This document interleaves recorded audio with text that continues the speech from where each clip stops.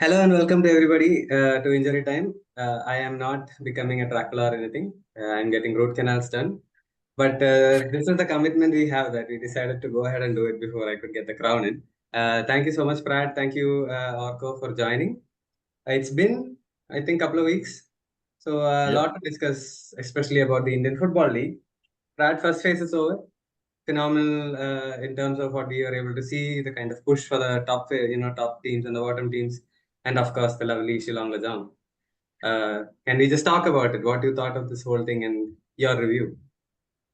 Yeah, I think first of all, I gotta say the whole rebrand and revamp, like sometimes you just think, it's just old wine, new bottle and all that. But I think you got to give credit to the clubs, especially. I think what they've done in terms of in a short season actually make it interesting by having this split of the top six go in and have a um, promotion or championship round, and then the bottom four go into a relegation round, made that last week fascinating because everyone had something to play for. And the fact that you carry the points through means you can't just relax like in the ISL when you're saying, oh, we've made the playoffs now, take the foot off the pedal you know, and it got worse every year because top six in the ISL was playoffs and the only incentive was top four for that direct semi-final spot. So I think this has made it really, really interesting. Diamond Harbour 5 point lead now. So I think pretty much in their bag. If they get 2 wins, I think no one's going to catch them. It's too big a gap to catch with only 15 points to play after 2 games. It'll be 9 points to play for assuming they can keep that gap. And then I think some teams surprised us. I think Rajasthan, Shillong Lajong, pleasant surprises. 2 Indian coaches doing really well, Vikrant Sharma and Birendra Thapa. And then Chanmari as well, just making the right change and bringing in Dipankar back in there. And I think that's huge. And, so it's good to see in the top 5, 3 Indian coaches over there doing really well. And, in the bottom half, your favorite team, Gokulam, just showing what happens if you keep shooting yourself in the foot. We mentioned it, 14 different foreigners signed this season, 3 different coaches used. There's more coaches on the bench with every single, senior administrator on the bench.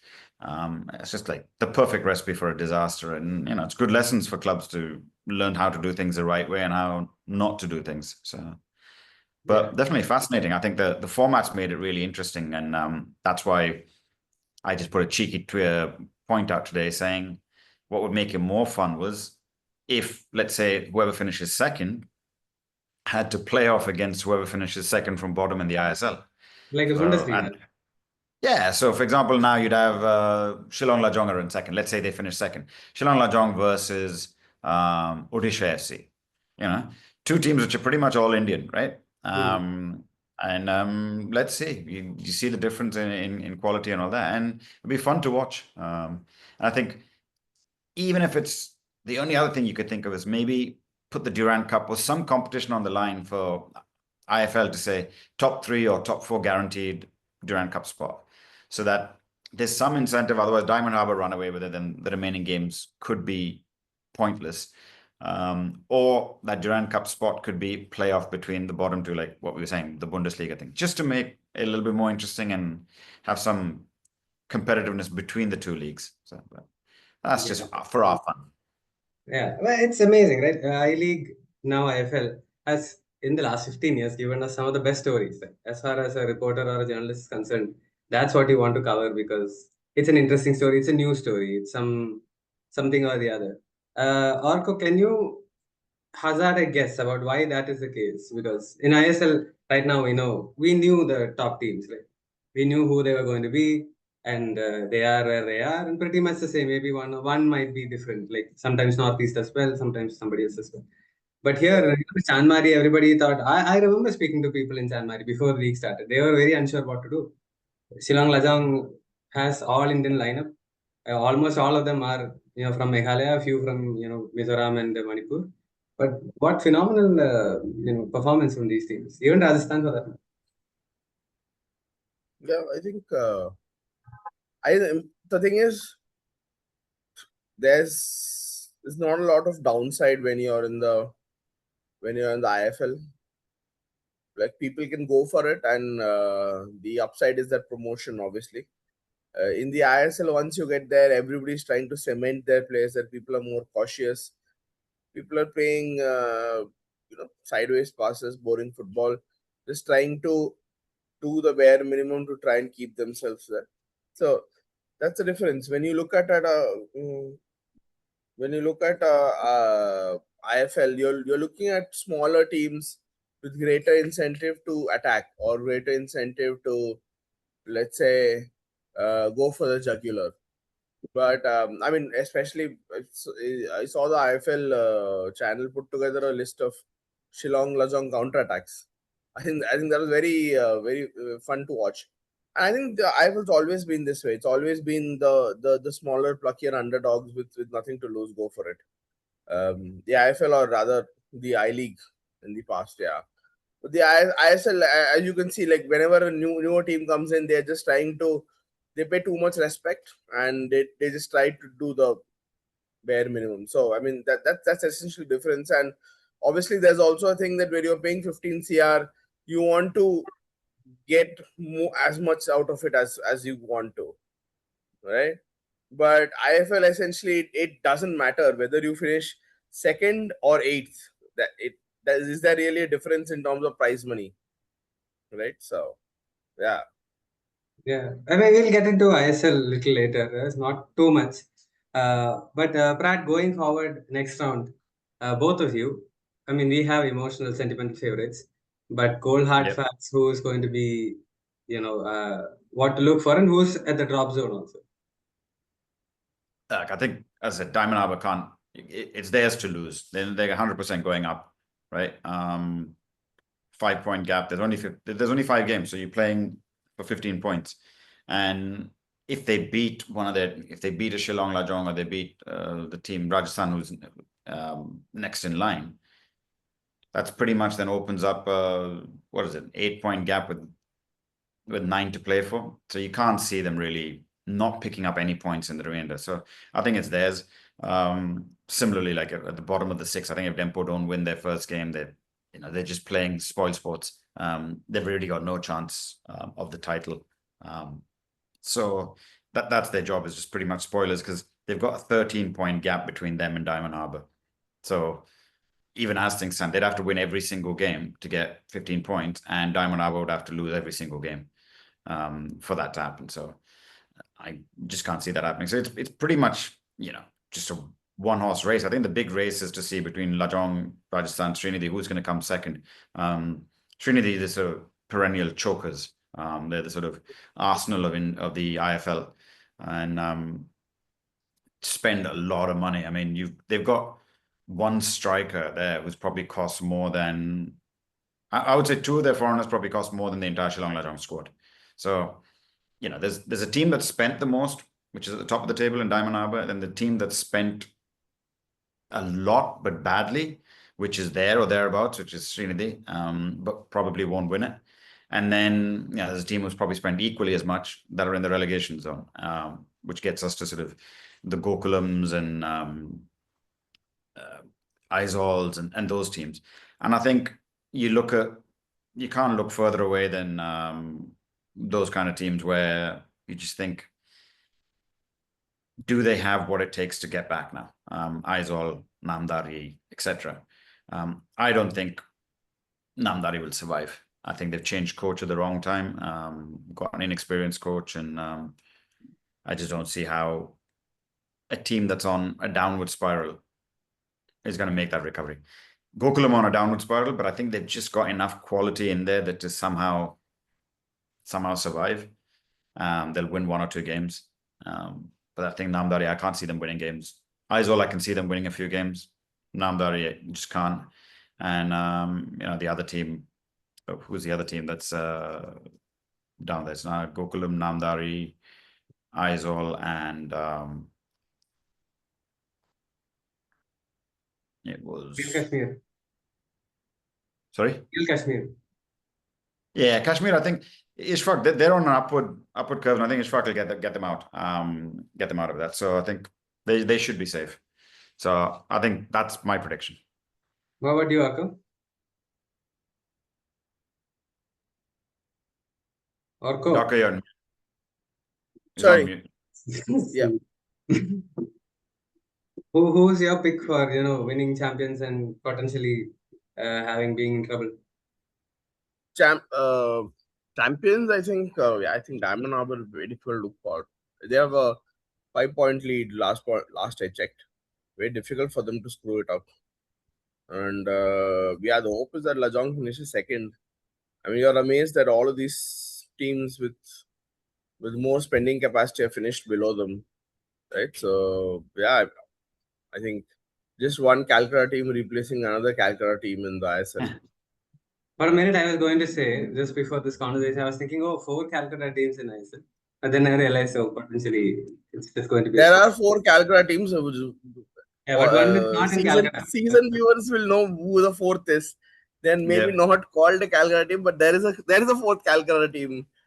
If you know, there is a fourth Calcutta team there. Yeah, and from the latest rumors coming out or whatever Yeah, stories on even social they're on media. shaky ground. Yeah, Yeah, even they're not paying wages. So there's 2 non-paying teams in that state, and so it might be good to have them replaced by a team that actually will yeah, pay players are happy at. yeah. The, So the fun the funny thing is when the ISL started, there was this whole we'll move away from the old NFL and the I League. Oh, that was so impure and that wasn't so great. And now it looks like we are back full circle because then there are 4 teams again from Calcutta. People used to say, no, the ISL's really widespread the game. Before there used to be 6 teams from Bengal, 3 teams from Goa, but 14, yeah, now 4 from Goa, Three from 4 from Maharashtra. Bengal, and yeah, Three from yeah. But Maharashtra. now look at it. Even if Churchill Bus had gone, that would have made two from Goa, right? So I mean, we are back full circle again. But Like, that is how it should happen, right? Wherever the clubs and yeah, culture is, absolutely. they will come. Yeah. This yeah. is But all forcefully these saying MTech keeping people apart, right? Yeah, but all these MBA dude bros had all the money guys convinced that they would build a newer football without considering centers of culture. Oh, we'll broad base, we'll make Delhi into this powerhouse, Mumbai into this powerhouse. But turns out teams are still coming from the same places that they always used to, right? Yeah. So And now it's a nice segue into ISL since I thought we'll bring this out later, but Indian Super League is, I think, well, we'll discuss a bit more in detail once we figure out who's on the top and the bottom part, as the league phase ends. But as it stands, I'll ask you this: like, what do you think of all the stories that are coming from them? Right? One coach is saying, "Oh, I can't speak about this because I am not happy. The whole situation is bad." Other teams are changing. Kerala Blasters now put together a couple of wins. They are climbing up the table. So, little bit of a chaotic season, if you ask me. I just wanted to get your opinion. I mean, look, the coach complaining about players not getting paid and all that. Fair enough, respect for the fact that he's come out and spoken up. He's probably the highest earner at the club as well, and so that's it's good that they voice their opinions, and it's a sad state of affairs. I mean, when you can't think, but then but I've also heard people saying, there's complaints that the way it's being run, like they lost about 45 crores during the first 2 seasons, right? Of them being in, and their first 2 seasons they weren't even in the ISL, right? They were trying to get into the ISL. So now you can only imagine that those losses are probably equally as much in just one season alone. So it's not a good sign. I mean, for people, because you're looking trying to rebuild the league, and it comes back to what we said, I think, during our first couple of weeks of discussions when the league was starting, is you have to drop this wage bill. It's super inflated, and that bubble has to burst. Just like real estate bubbles burst, this player wage bubble has to burst, coach wage bubble has to burst. And the good thing is, I think IFL is showing the way that you don't have to spend to get results and quality and entertainment. It's good to watch. Like some of the ISL games have been absolute drivel. I mean, watching Chennai and FC, you literally need toothpicks and keep them up like that. Some of the other teams like Northeast have been equally bad. I mean, you've got a coach who was touted as some kind of tactician, blah, blah, blah, genius was involved in AFF decision making on Zoom calls for hiring of staff. I mean, you've got an ISL foreign coach who's only been in the country a few years on calls deciding who, or recommending or suggesting who should be in positions in Indian football. And you take away his foreign contingent, and all of a sudden, looks no different than, a Goa League coach or a Bangalore Super Division coach or something like that. Just so it's good that a lot of people are getting exposed, and maybe the club owners will wake up to the fact that you need to do a bit better due diligence in what you're paying these big sums for with these so-called marquee coaches, right? And I think that's where you can understand some of the fans' frustration as well, because they're now starting to see how the money's not been spent wisely. Kerala Blast has been the perfect example. It's like a couple of years ago, they had a pretty decent RFDL team. Youngsters were coming through, and you get rid of all your youngsters and the promising ones, and then you try and build this hodgepodge team and with random coaches and everything like that. And finally now, Ashley and Peter Hartley are there back and trying to rebuild it. So, but there isn't any planning on what's next, right? So what's going to happen next season with them? A lot of these clubs don't have a plan beyond, let's just get the season over and done in May, and then let's see what happens. And I think that's where clubs like the ones we're familiar with and have always fancied as a neutral is like clubs like FC Goa. Whatever said and done, they're still competing, even with less foreigners this year. They're already guaranteed a spot in Asia. They'll still, if they win tonight, they'll be in contention for the top, still fighting for the top spot. And the youth team came runners-up in the RFDL. So there is something for the future to look forward to. You can't say that about many clubs in the ISL. Yeah, so this is two things you touched on, and I wanted to double click on those. One was you mentioned about they had a decent Kerala Blasters having a decent RFDL team. We saw BFC win recently. Kudos to all the winners. But how many of these players have we seen end up, playing at the top level? I asked this question because one of the BFC fans I met in one of the fan meets, he came and said, "Can you have a discussion about this in the podcast about this?" Now, obviously, the Reliance Foundation team, the ones that they coach, they go on to all these different clubs, right? Like Vipin Mohan and whoever is, they might end up signing and all this. But what about the other teams and their youth system? Like, he was asking why are we not seeing a lot of them end up, fast tracked into the top position? So I think there shouldn't be fast tracking. There's too much fast tracking that's gone on in Indian football. All right, we've seen too much fast tracking of coaches and fast tracking of that U17 generation of World Cup generation of players. So fast tracking is proven to fail, right? In Indian football at least. The cream will rise to the top. The best players from RFDL do get scouted by the good clubs and people go after them. The problem then becomes, like a Suhail and the kid at Mohun Bagan who just end up sitting on the bench, right? And Abhishek. lots. Abhishek. The striker. Surya, So, Abhishek Suryavanshi is not playing much. The striker, under 23 national team soccer. And you just think, that's where that balance has to be, right? If you're not playing week in, week out for the senior team, but if you're a striker and there's a Jamie McLaren who's top scorer in the league and they've got ambitions to win, you're not going to play. So I think players have to choose which club you go to, right? Look, I mean, over the years, like Harry Kane dropped down a couple of divisions, played at Leicester, played somewhere else, and then made it. I think that's where young strikers in India have to realize better go and play for a Shillong Lajong. Play up front like Everbrights and Sana. Get goals, get 20 games playing in that position. That's going to help you in the long term, but the lure of the money, etc., etc. So why don't the clubs, like if I sign a big player and I believe in him, loan him out to a I-League team like Shillong Lajang or somebody. Just go and play, get experience. This happens, right? Tottenham didn't sell Harry Kane. He was like, go learn Correct. about. I mean, I think it's a combination. Some of it is the players. Are they motivated to go there and play when they're getting that kind of money, or they want to be around that setup? Players have been spoiled over the last couple of years. Then you've got some of these coaches who go, oh no, that's not the style we play, or he needs to learn from me rather than go to a Shillong Lajong. For example, like you might get a Mohan Bagan coach saying that, which is rubbish because by the time that kid goes to Lajong, plays a couple of seasons, comes back, Mohan Bagan would have gone through 3 coaches, right? So that's where the club has to make that decision, right? It's got to be club technical director driven, sporting director driven decision, not up to the coach, because the coach is a temporary fixtures of clubs nowadays. So, what do you think, Orko, about this? Because we wanted to mention this because in Shillong Lajong, we keep talking about them, but it's a great story for them, right? They have done this consistently with all Indian players, all young players, very young. I think 23 or 24 is their average age.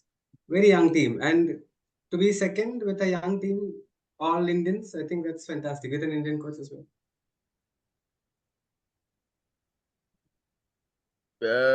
I think the young players in the IFL, at least I look forward to them playing versus the ones that drop down a division. I think because they're sometimes the mentality is that we're just here, right? We're a youth NT product, or we're a youth ISL product, so you have to play us, right?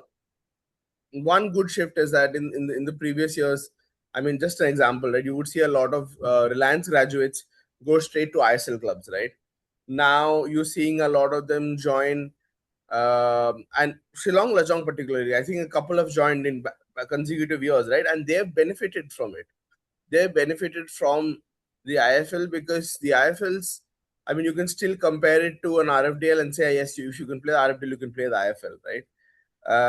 The ISL, whereas you're going there into a locker room of very high paid Indians, right? Are you going to play there? Are you going to handle all those egos as a teenager, right? So all this question is always there, right? But when you go to an IFL as a young kid, I think you have the motivation to work, you have the motivation to try and get your team promoted, and you can make a sizable contribution that will be noticed. I think, right? Because at that level, and if I look at it, right, ISL clubs are still picking up from IFL clubs, right? That trend hasn't changed, right? Despite some of them saying we've upgraded youth facilities, our RFDL teams are very good and all this, they're still picking up from IFL clubs, right? So there's a lot of incentive for you to what do you say to produce in IFL. Dheeraj, for example, should have done this years ago, right? He didn't, right? He should either dropped a division or should have dropped his wage demands, gone to a club where he could potentially look to play, right? He did this and now he's benefiting. He is reaping the rewards of it. Similarly, if you look at Edmund Aldrindika, right? He went to an Intagashi. He wasn't doing anything at BFC, right? He went to Intagashi, got in the India under 23 team, did a lot of stuff, right? Musa knew him. That was a plus, right? But still, right? So I mean, Aldrinzoala also, these Lalbakina went down sorry, to Zola. Aldrinzoala, yeah, Aldrinzoala had a failed medical by the news of it, right? I think at Mohan Bagan, I think, yeah. uh, yeah, they wanted him. So I mean, you have all these fantastic strikers and who come up through the IFL, right? But they've never played at the ISL level, right? I was speaking to somebody, for example, Joseph Sunny, right now plays as an Indian number 9, but goes to any other club and suddenly finds himself on the bench in the ISL, right? There is literally no reason for him to go to any other club, right? Where other club? Which other he plays on the bench?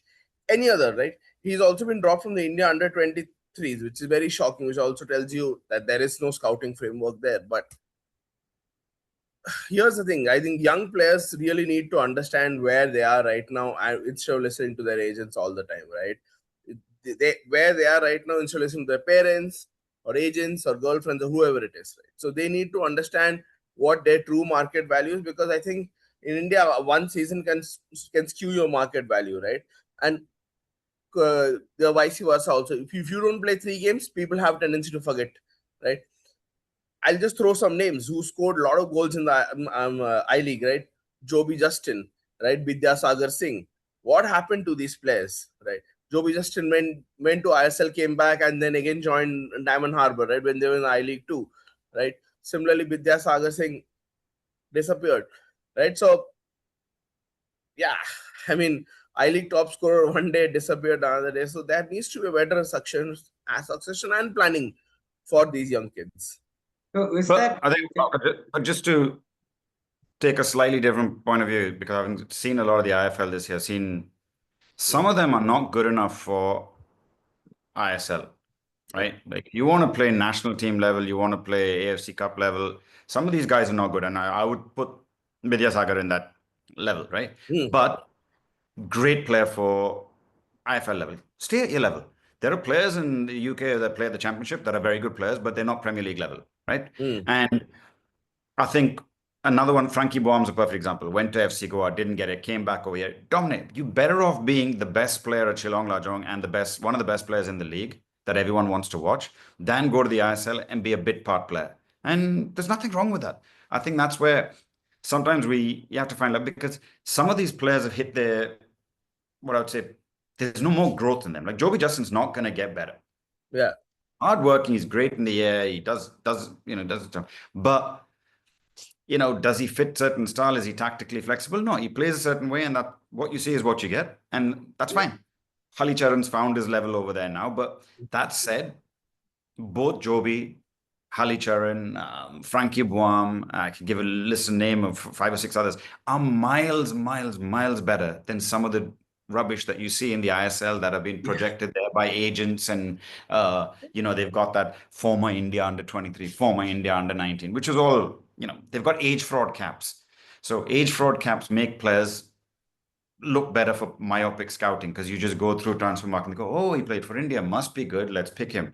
And then you realize, like, well, he can't trap a bag of cement, right? So there's a lot of those in the ISL as well. So there's a bit of both. You've got bad ones who are there, and go on. I'm going to play, like I said, I'm going to counter your countering of my point, right? Boam, right? Yeah. Two things. Very good friend of mine. I love the player. Like, just watch the player. Like, amazing. You look at it, at his club, if he's the highest earner, he's on 3 lakh, right? If he's going to an ISL, even to sit on the bench, he's getting 20 lakh, right? So that's an automatically 400% jump for the kid, right? Yeah. Secondly, you look at all of these PR merchants who've done nothing in both the leagues and are still in the ISL, right? For years. For years. They haven't been touched. I mean, I don't name names, but I can pick some from that under 17 World Cup batch, right? And you can say it. But for me, right, and I've seen guys who've bumped around, and we know such a player, Prad. Like when you were Odisha, we obviously spoke about one of the player, and you went to sign the player. The player didn't perform for you, but the player went on to play for one of the newly promoted sides. Went to Punjab become captain of his ISL team and played for national team, right? Because he was actual age, right? So should these guys who have performed at the level need more time? They should be given more time rather than these mercenaries who've done nothing. The under 17 captain, for example, is still in there. He's literally done a tour of the ISL at every club, right? Still he gets a club. Whereas Abuam or for an Everbrightson, right?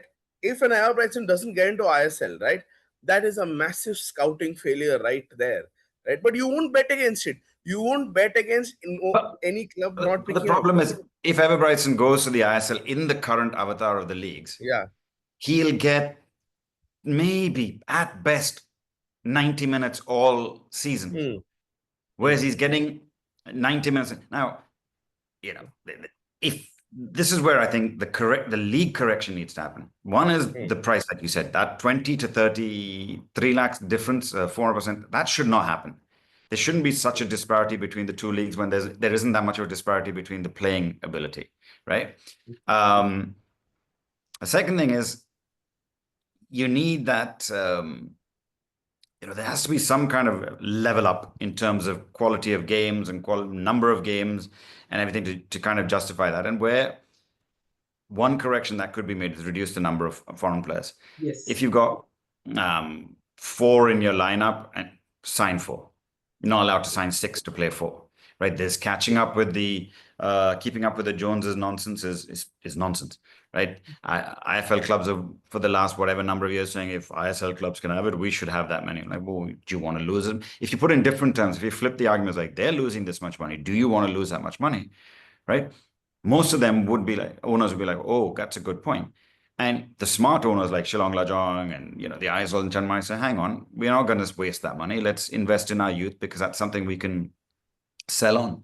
And you've seen, I don't know how much Srinidi's probably spent, over 100 crores trying to get into the ISL.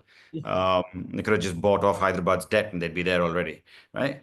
Same city wouldn't have had to do anything. It's a fact. It's a fact, right? Yeah. And FC View have been in the pyramid and have spent easily 20-30 CR, I think, over the years. I think. yeah, exactly. And so there's a lot of daftness in there where the money is one thing, and then but where the league can help is change the rules, right? If you had 4 foreigners instead of 6, guess a club owner is going to, let's say, spend I don't know, in the I League, let's say 1.5 CR on its foreigners. And if you say you can't get 6 now, you can only get 4, he's still going to spend 1.5. He's not going to look at it and think, instead of now his 25 lakh foreigners, he'll get a couple of 40s and a couple of 50s. So you can get better quality. So it's good for the league. You get better quality foreigners. So it's quality rather than quantity, for some reason, Indian football, we're obsessed with quantity rather than quality, just like the coach education, where it's let's make more coaches, but not let's improve the quality. But that's where I think they can bridge that gap, which, and then Orkanmi will agree. Yeah, so I agree with this point because I used to keep thinking the moment you could replace a foreigner with a foreigner in substitutions, you lost it because you remember you had a Katsumi Yusa or you had a great striker up front like Daryl Duffy or someone, but the next change is an Indian. So JJ would come on and then he'll play with, or Joby Justin played at that time because East Bengal had only one. Keane Lewis would come on if it wasn't Katsumi Yusa. So Keane Lewis. So the quality of Indian players you had in those positions was really good as well. So it makes you go out and then, to Orka's point, then maybe an FC Goa next year would say, hang on a second, instead of like an Ishan Pandita as our striker option, we'll have option A, which could be the foreign striker. Option B, because we can't have more foreign strikers because we need a centre back, centre midfield, we'll have an Ever Brightson, right? Or somebody else goes and gets a Frankie Boam in a wide area because, let's say a Bengaluru FC just go, all right, we've got Ashik on one side, but we've got an aging Sunil Chetri. We need an option of Frankie Boam or someone like that. So maybe but you have to reduce the number of foreigners and that'll have that impact. It needs to be quality of foreigners, not just 6. And if you get injured, it's an Indian who replaces them, right? And then you go for 4 foreigners who are generally not injury prone. But injuries are part and parcel of football. I mean, it's like, Bayern Munich doesn't say, oh, Harry Kane could get injured, so let's go and get, an Mbappe, right? Or, there's only 1 or 2 clubs in the world that can keep serious talent on the, top talent on the bench. So what's going to always happen is you're going to have 1 decent striker and 1 cheap option that's on your bench. So that option B on the bench should be a young Indian player or a promising Indian player like a Joby Justin or, others who've proven experience at that level. It doesn't have to be a youngster. It can be proven experience at that level.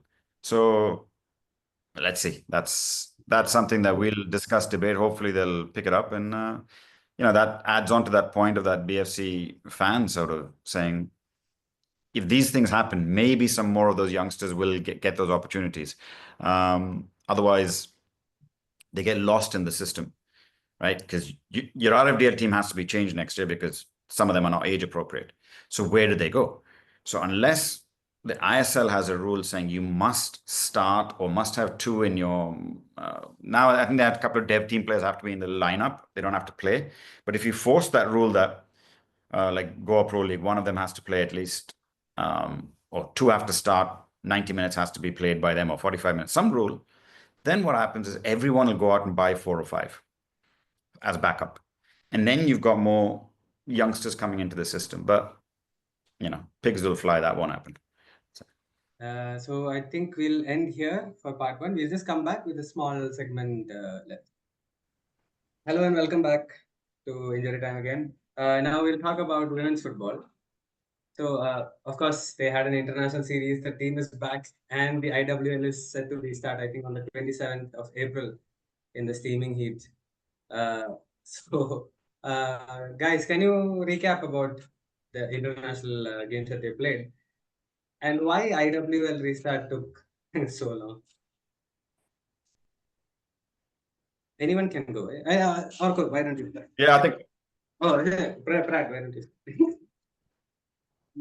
Well, look, I think the delay is obviously because of that international tournament in Kenya where they were invited for that tournament, which FIFA suddenly brought this in, where you've got I think it was Kenya, Malawi, Australia. We played Kenya, lost to them, played Malawi, beat them. So, you come off thinking, oh, they won a game. But you look where Malawi are ranked, you look at the quality of the opposition, it was just box ticking exercise to go and play there. Should have gone with the younger squad. If you've always got to plan these kind of, it's not a qualifier. It's a nice initiative by FIFA to get more games for women's football, etc., etc. I like the idea behind it, but this is where, as a federation, you've got to start thinking, well, how many of these girls are going to play in the next cycle for Asian Cup or World Cup? So put the youngsters in, blood them in. So this is where you should really be trying younger players, and unfortunately, another opportunity missed because you got coaches probably just looking after themselves and looking after their own job. Even like you got a SAF coming up. SAF is the most meaningless tournament in football in India. And for years with the men's team, like quite low, right, in terms of the. Yeah, look, I mean, Pakistan's not going to come for that one, so automatically you got less teams. Nepal might get banned because of what's going on over there. So if Nepal get banned, it becomes a round robin. You've got Bangladesh was the only competition. No? They should easily overcome Bhutan and Sri Lanka and Maldives, especially women's level, right? Even a men's level. Even a men's level, the only competition if Pakistan doesn't play and Nepal doesn't take part is Bangladesh. So you should be sending your under 23 there with your men's, and 100%, even more than that with the women's team, you should not be sending your senior women's team for the SAF. It should be get the best performing youngsters who are coming back from the under 17s in China that would have finished by then, so they'll be match fit, right?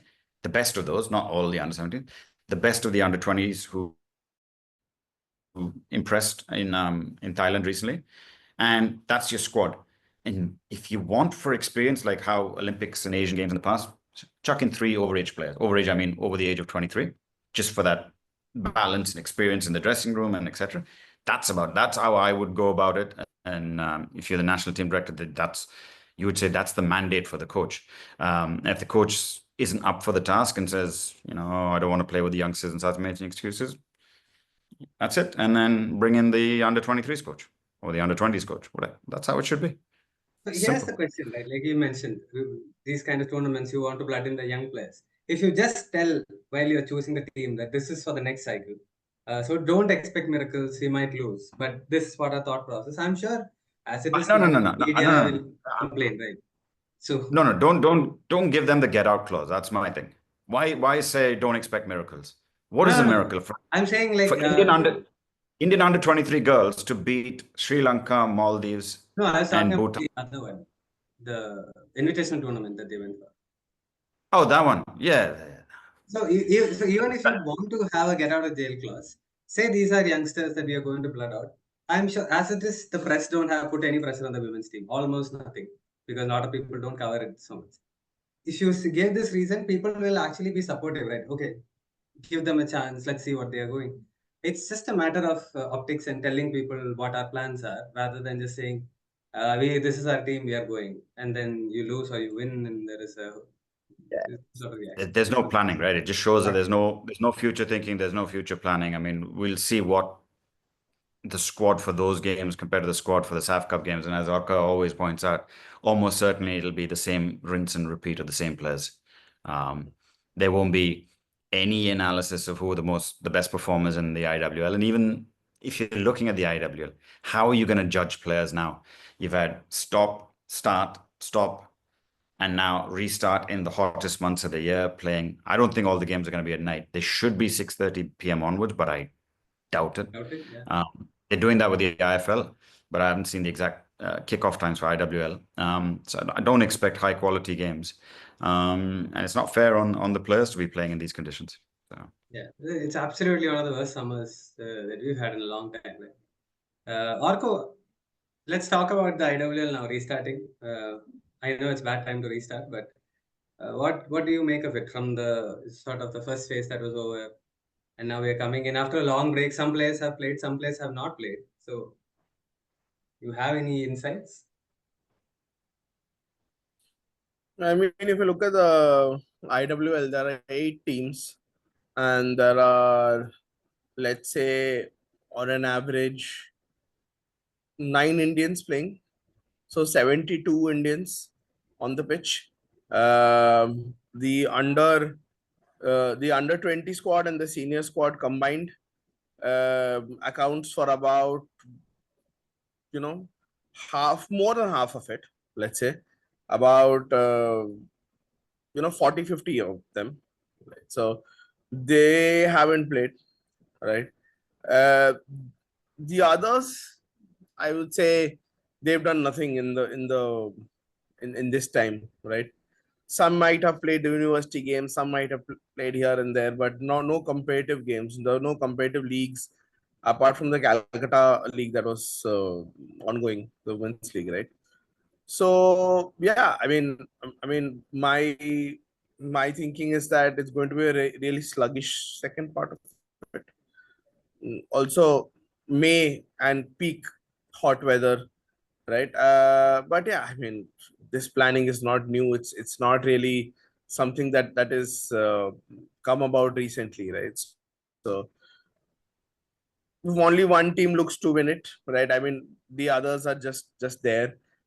Two are safe from relegation. The other 5 are still going to fight it out to figure out who's going to get relegated, right? Sessa are most definitely relegated, and yeah, they had to come because they got really bad advice, right?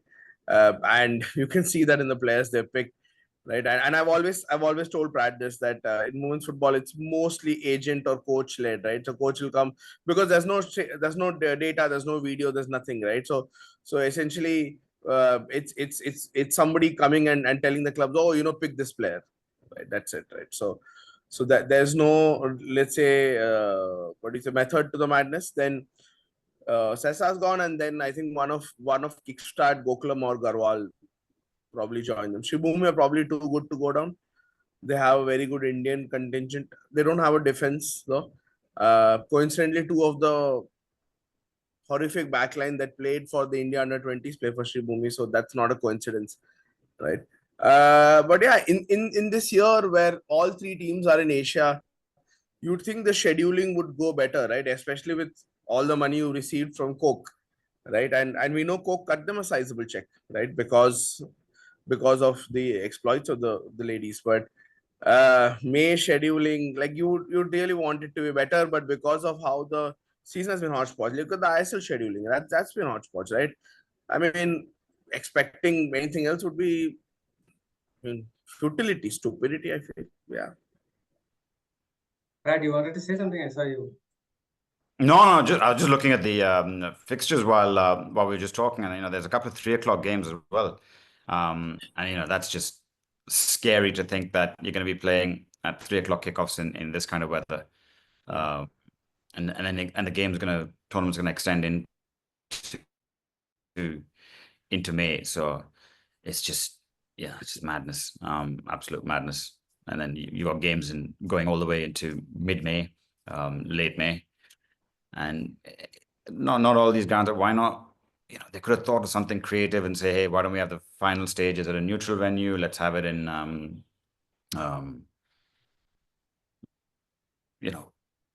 Shillong or Srinagar, 2 venues like that, and where at least temperature-wise, you're not going to get, as hot, as humid conditions.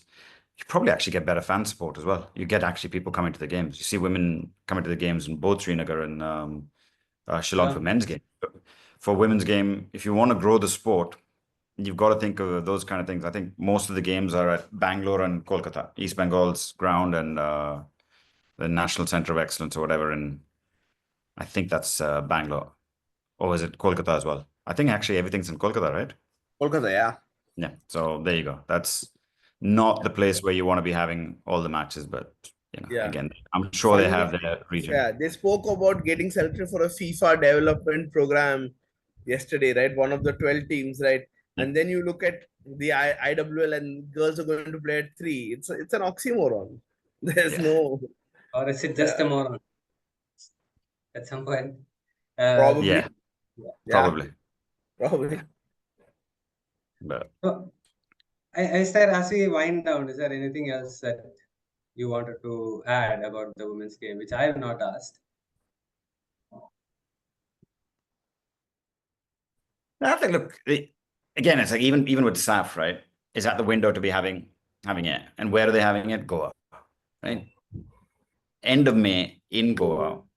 At best, you can hope for is a few showers and it cools down a little bit, but if the rains come early, you're going to be in terrible conditions to play. If it doesn't, so no one's thinking about players' welfare. I think everyone's just thinking about what's the cheapest place, or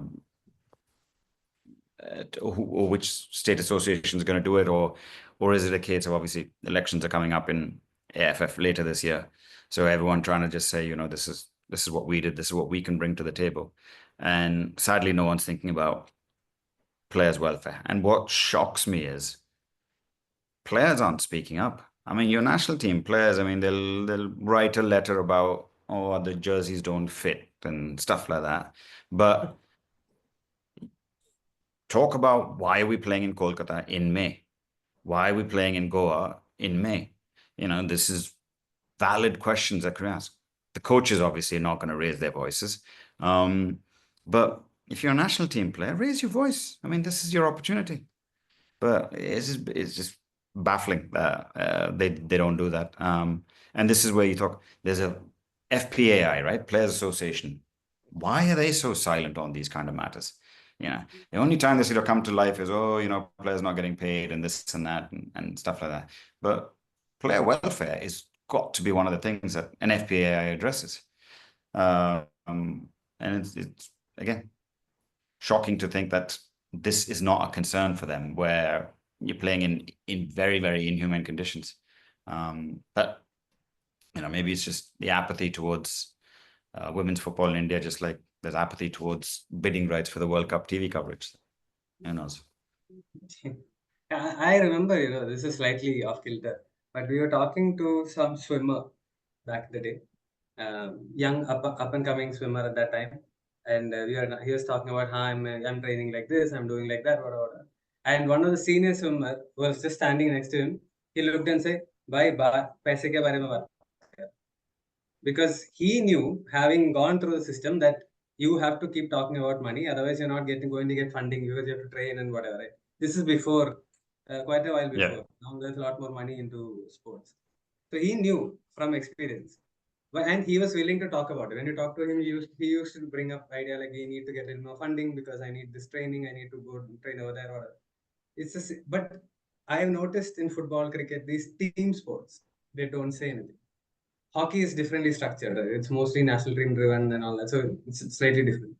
But team players, they don't say much because I don't think there's an empirical formula. Right? If I am the fastest swimmer, I am going to be in the next round. Here, a coach can say, "Oh, I think I want a player who can cross with the right foot as opposed to a left foot." Something. So I think that's a deterrent for them. It's not right or wrong. It's just an observation that I've made over the years. Yeah, I mean, it's everyone in the ecosystem has to speak up, right? It's got to be from the club owners. I mean, you look at it from an IWL club owner's point of view. They spent money keeping some of these foreign players and Indian players around and having to fly them back, bring them back again, accommodation, this, that. It's a huge cost for the season, which could have been organized a lot better. And that's where, I mean, hopefully next year, just like how, we started this podcast today about how well the IFL has been organized because the clubs have had an input in how it's been. So maybe the future of IWL as well. Let the clubs have a little bit more say so in how it's being run. And I think that could help improve the quality of the scheduling, of the timings of matches, of start and stop of the league, duration, number of teams, etc. because there's a lot of potential there. And this is the opportunity to do it, especially when you've got FIFA and others interested, and there are people pumping money into women's sport. It's a good opportunity not to be screwed up. So. Yeah. I think That's Capri want to come in. Capri have made a 70 CR bid for 20 years, but unless until the clubs are involved, right? And I've sat in on a couple of these meetings, right, where clubs have been asked, right? Essentially, it's a dictatorial approach, right? Clubs are asked not to think about the organization, just to think about coming and playing. But I agree with Brad. Like if you're spending, and some of these clubs are now spending 4 CR, 3 CR, right? They're essentially spending it on a market where nobody else would spend this money, right? So why are they being treated like crap? I'm going to use the word crap because that's exactly what this is, right? You have a 20-day league, right? Imagine a club who's paying an Indian 15 lakh, right, in this market, right? Where you haven't, like, the Indian national team hasn't been able to win a single match at the Senior Asian Cup, right?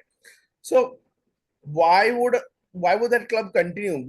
I mean, it's just off-putting. It's just massively off-putting, right? So I'm not saying clubs should not put in money, but if you are an owner and you came to watch an IWL game, right? You were an Imami guy. You were one of the Agarwals. So you came and watched the game, and you'd be like, these are dire conditions to be playing in, right? I mean, should we really be playing in a place like this? Because owners usually are used to a level of comfort. They're used to thinking that the league will probably as professionally run as some of their corporate companies, right? But then they come down, they see this. I mean, it's not a pretty sight for them. It's not a great sight for them. And I agree with you, right? They've written letters for the jerseys, right? And turns out there were 5 or 6 usual suspects who did that, right? Who 5 or 6 suspects who should have been phased out by now, right? But on the other hand, what we're doing is we're getting more lobby leaders, right? We're getting more, as my friend put it on Twitter, we're getting more English-speaking elite joining the team with absolutely zero substance, right? So, I mean, I am not surprised that the the team is full of yes people, because that's the way it's always been. And I agree with Prad. Any serious country, and I tweeted it out also because I was damn frustrated. Any serious country after that debacle at the Asian Cup, it decides what I'm going to do in the next 4 years. It looks at everything with a 4-year plan. We are starting a 30-year-old striker who played as a winger and really had the most horrible tournament of them all, just because they nicked a few goals in the IWL. But that's the difference between playing an IWL level and playing at that level. Then they looked horrible again against Kenya. And honestly, Kenya is an opposition we could have easily beaten. Malawi, the opposition was so bad that yes, our win looks good, or we won a match in the FIFA series. But both the matches were winnable, right? And top to bottom, it's filled with people who are afraid to push the boundaries. I mean, this is what I would have done. If I was national team coach, I would have toned up the team sheet from the Asian Cup, right? I would have called maybe 40, 50 people, because money's been spent in Indian football for far worse things, right? I would have bought in those 50 girls, right? I would have made them play against each other in camp. I would have selected, and I wouldn't have just looked at the IWL. I would have looked at, like, with a 4-year plan in mind, right? I would have picked out the best 18, 17, 19-year-olds from the IWL too also, or from the state leagues, right? So, I mean, scouting is broken. We know that, we've discussed this. But on top of it, processes are broken, right?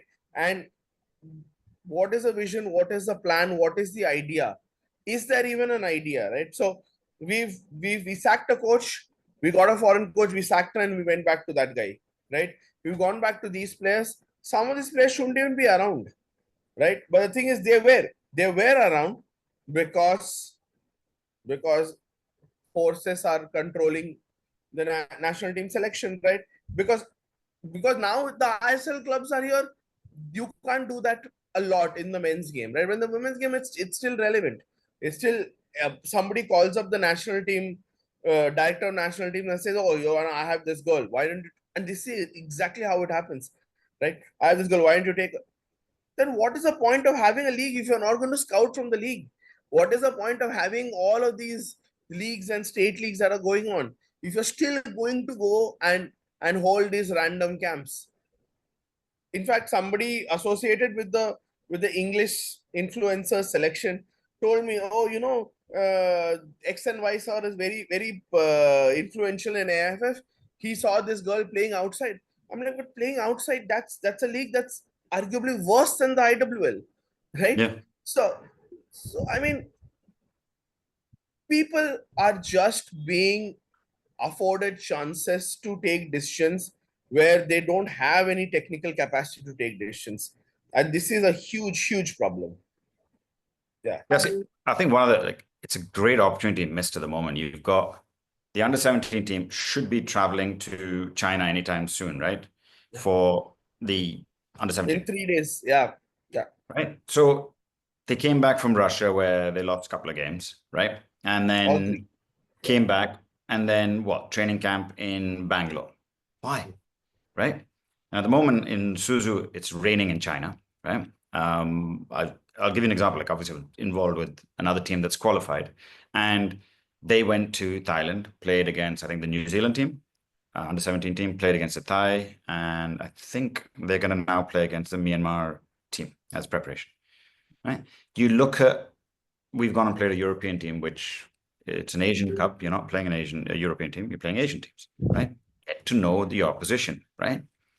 One. Secondly, because the IWL has been delayed, a lot of those teams are in a second preseason phase, right? So had you come back and just said, right, we're going to play against Sribhumi, we're going to play against Setu, we're going to play against, maybe, yeah, East Bengal, maybe to get your confidence up, play against Cesar and, Garhwal or whatever. And that's the competition you need. Look at the group that the under-17s are in. They need to play in East Bengal, the under-17s, to get preparation for playing against a higher intensity, better quality that they're going to face in the AFC. And you don't need to go to Japan. Russia. You had plenty of opportunity here if you structured a little better. That would help the clubs who are in their preseason phase. You'd help the under-17s. You'd help the whole ecosystem. You're building, as we keep saying, for the next cycle. Now, the next cycle of under-17 qualifiers is probably going to be in September.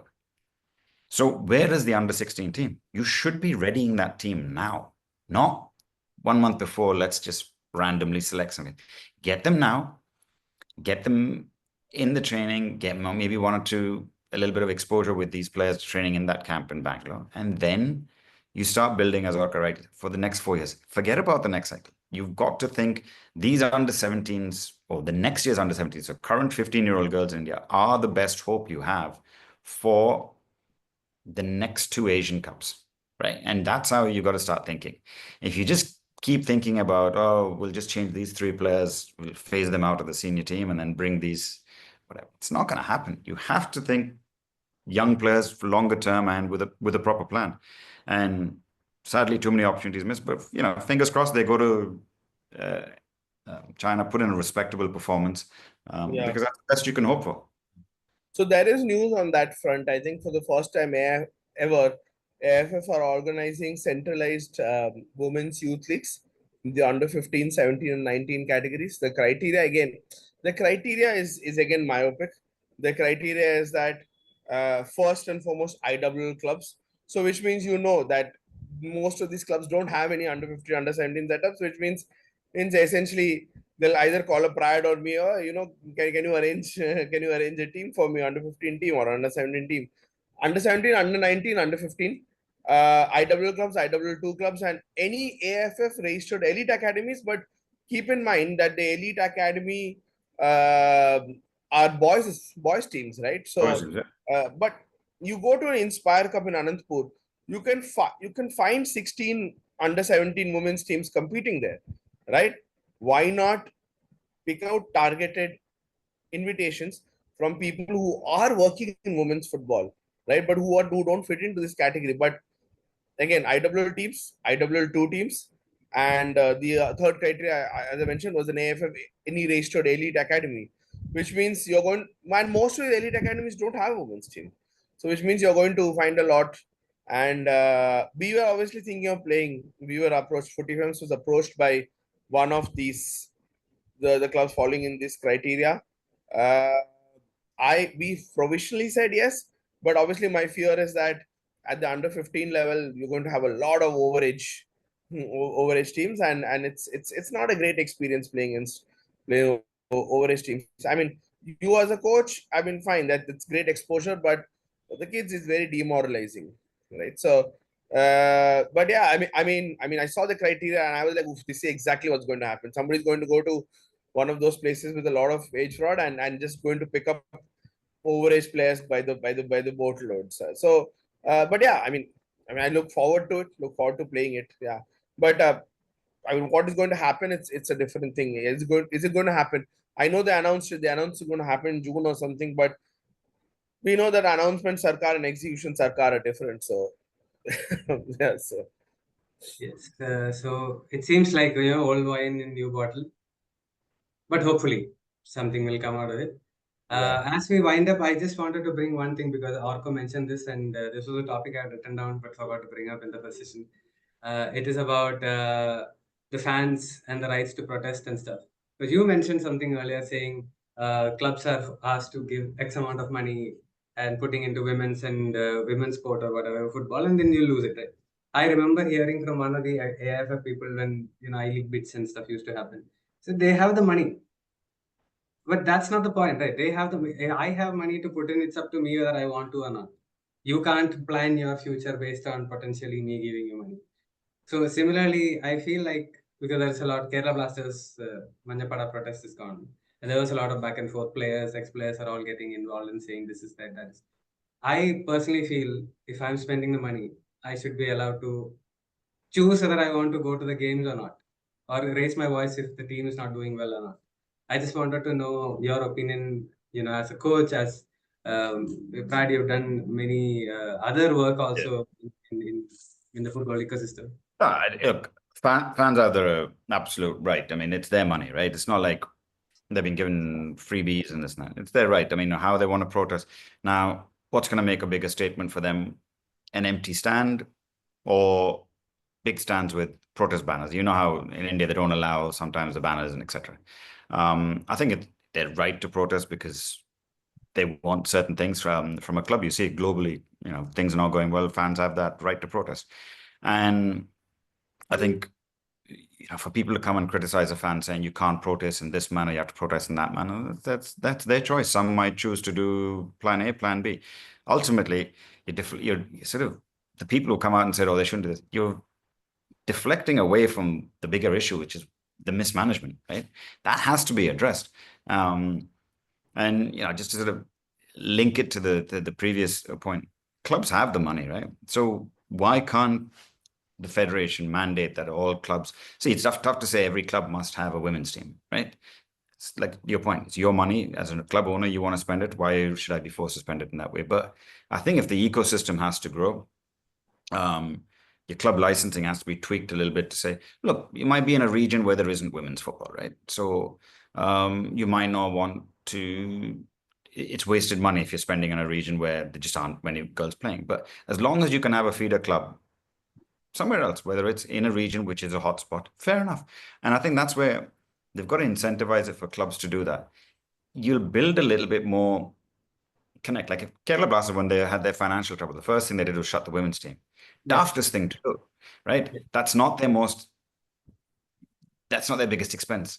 And in a season like this, if things weren't going well for the men's team, but the women's team were doing well, you could have bought so much goodwill, right?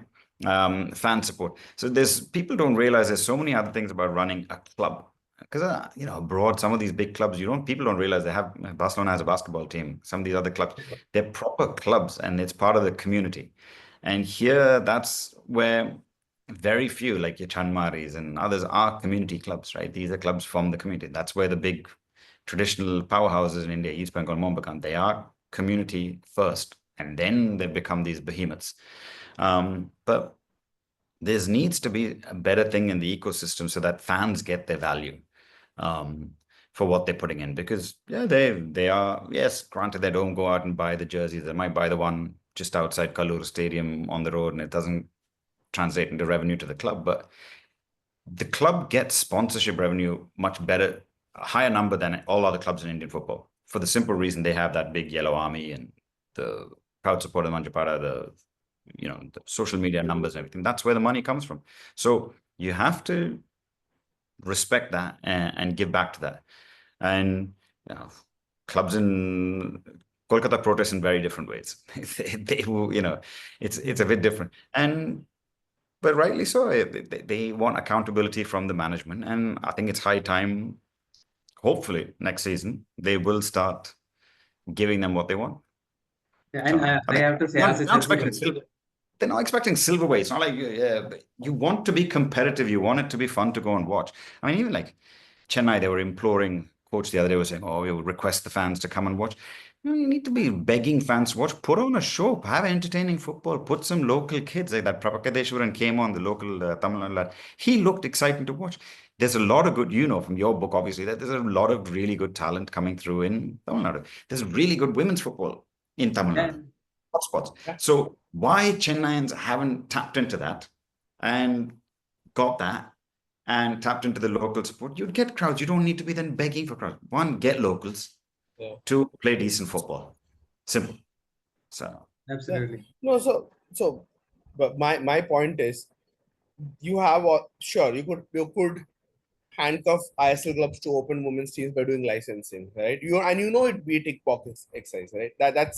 That's my concern. That it'd be a tick box exercise. Number two, yes, ISL clubs have the money, but do they have the intent to, let's say, see a program throughout? And I spoke to one CEO, and he was a very sensible chap. He's still a sensible chap. He asked me, do you think there is an ecosystem here to sustain this sort of investment, right? He said, we'd rather build an ecosystem here and then open a women's team than open a women's team directly. I kind of agree with him. Also, why not incentivize the clubs who are working a lot in the women's sphere, right? You take an example of a Setu, right? We're looking at Nita FA, right? So why shouldn't these clubs be incentivized rather than essentially AFF swooning over ISL clubs and trying to quote them and say, oh, come on, open a club. You also want it. I also want it. Don't have to do all that stuff, right? So my point is incentivize, right? With Capri coming in and I because they've applied after the first time that fell through, you can tell that they are serious people. They also run a club in Mumbai by the name of Warriors FC. They bought out another club's license there. They spent a lot of money there also in Mumbai running the club. So they're serious people. 70 CR over 20 years is not bad at all, right? And this is Capri Global is a VC firm. They're trying to go into professionalize. They're going to bring in money. They are already pouring 70 CR a year. Think about if they can. And there are a lot of firms today that are founded by women, that are started by women, right? We as an NGO may not be able to tap because obviously we don't have the network to get into those rooms. But somebody like Capri Global, which is a VC firm, right? They fund hundreds of firms, right? For them, it's easily done, right? So it's very easy for them to try and get like 5 CR sponsorship for the league, and suddenly 4 plus 5 9 CR. Suddenly the clubs have something to play for, right? And then people like Setu who are putting in, let's say, Setu don't have backers like East Bengal. Imami is a huge company, right? Setu don't have backers, but suddenly they are interested after years of working in women's football for nothing. They're interested, right? So don't take that away from the clubs who've already been here for years. I get it. ISL clubs already have systems, the processes. They can just go and plug and play.